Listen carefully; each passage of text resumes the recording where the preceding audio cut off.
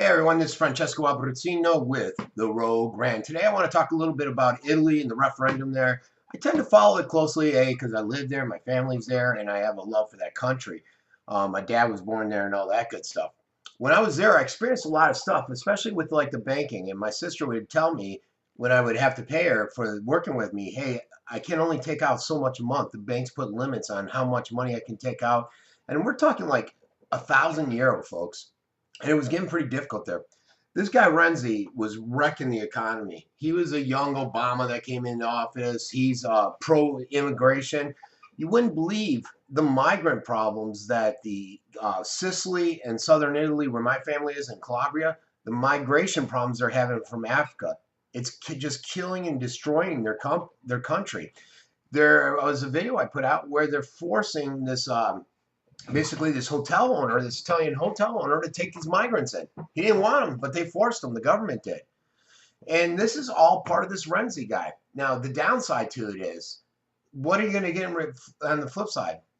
You got the five-star movement. I believe it's Cinque Stelle over there. And this guy's a former comedian, the leader of them. The mayor of Rome was just elected. I tried to get an interview when I last went to Rome a few months ago with her, but she never responded back. And they looked like they're going to take power. Now, this is a communist organization. Now, Renzi's horrible. He's part of that whole globalist system out there. But Grillo and the five-star, I have concerns there.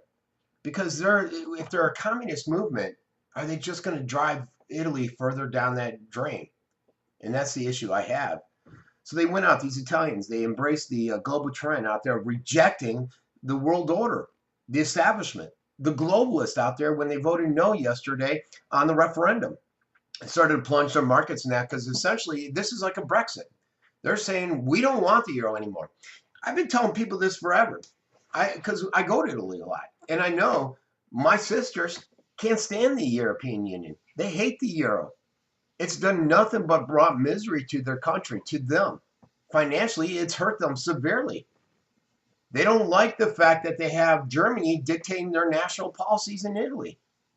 So this doesn't come as a surprise. And what comes as a surprise is that many of the elitists out there weren't ready for it. They all thought Matteo Renzi was going to win. And this referendum was nothing big, just how they're going to change stuff. You see, basically, they don't nominate their prime minister, their presidents there. It's basically the senators and everybody else that does, and the people elect those people.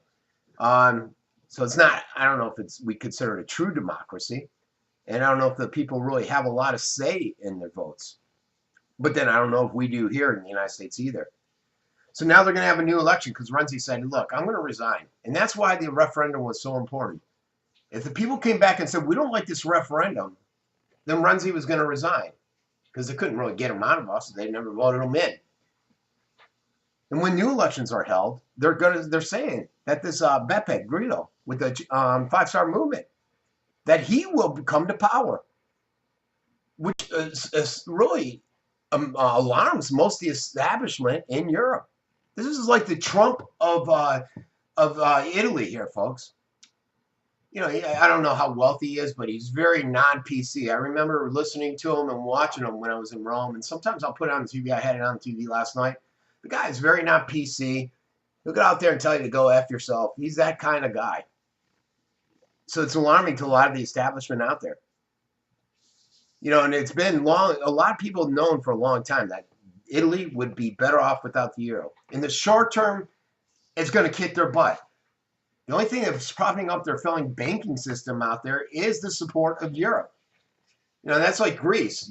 You know, Germany came out in an article today and they said, look, either you stay in our union and follow our rules or get out. And basically what Hitler tried to enforce with World War II has occurred throughout Europe because Germany is the leadership over the EU, dictating everything down to everybody. But without the support of Europe, this system, the 8th largest banking system in the world, may be in a financial crisis. And this vote of no on the referendum basically guarantees that their banks are going to go for a free fall, that they're going to be in crisis mode. They already were in crisis mode. You wouldn't believe how much they're being propped up by the government there. You know, the euro's taking a huge hit, which is great. If I'm a tourist, I'm going there. It's great for paying people that work there, but it's not great for the overall Italian economy. The bonds are going to crash, and they're going to have financial markets. It's going to be tough on the Italian people. And I mean, it should say tougher. If you ever, you know, Rome's an anomaly. You go there, it looks beautiful, and you over the years I've seen change where you're seeing how poverty is starting to hit it. But it's nothing like if you go down to some areas like Calabria, where in some places it's like being in a third world country. And so it's going to get only worse over there. And what's this going to do to the rest of Europe? The largest bank in Italy, Monte dei Paschi di Siena. This bank is the oldest surviving bank out there. And it came out and basically said that with this referendum, this bank may go under. And if it goes under, if it fails, what will be the impact? Is this bank and their extension, their power, their arm extends throughout Europe. We'll send others, not just Italians in a domino effect down, but the rest of European banks. Think about it. But the Italian people, they knew all this would come, but they wanted this guy out because Renzi over the last 8 years has driven them down the wrong path. Here's a good example. They get what they call the 13th month, or is it the 12th month? Basically, I think it's called the 13th month. Basically, you get your salary and everything for 12 months. You get an extra month's salary for free without working, because they say the first 12 months are essentially to pay your bills, your taxes, and everything. The 13th month is to go out on vacations. This Renzi guy is so foolish, and he wanted to retain his seat so bad, he wanted to add a 14th month into it, which is just crazy. And if Italy chooses to leave the euro, what's going to happen to the European Union? We've already seen a major hit with Brexit. And like I said, today they're talking about Greece. What's going to happen there? Will we continue to see a crash? Will we see a major financial European crisis, which will not remain over there in Europe? It will come across because we are a global economy. And our economy is being propped up. They use these fictitious numbers, and I've gone over this before, people, where you sit there and they say there's no inflation increases. Well, I've been going to Publix, and over the years, I'm telling you there's inflation. My grocery bill has skyrocketed. My clothing bill has skyrocketed. So the government hopes that we will listen to them and say, oh, there is no inflation because the government says it. The administration says it. But it's bull. And basically what I learned from a bunch of financial guys, and I used to be in the financial market years ago, but I'm out. So I have a little understanding of it. But they basically came in and said, look, Frank, you basically have numbers. Let's say 30 numbers out there. And the government only has to choose, let's say 7 for their inflation rate. They go out and pick and choose the ones that are have the lowest inflation to get them that inflation number that they want.